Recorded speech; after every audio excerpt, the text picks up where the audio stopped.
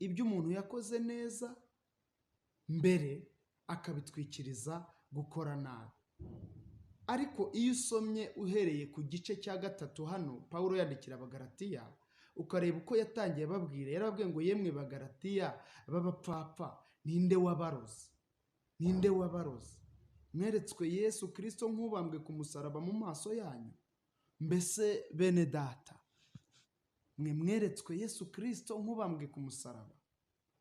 Ni igihe cyo twizera Yesu nk'uwazutse. Yesu ntabwo akibambwe ku musaraba, ni Imana igishoboye. Yesu aracyakora imirimo n'ibitangaza.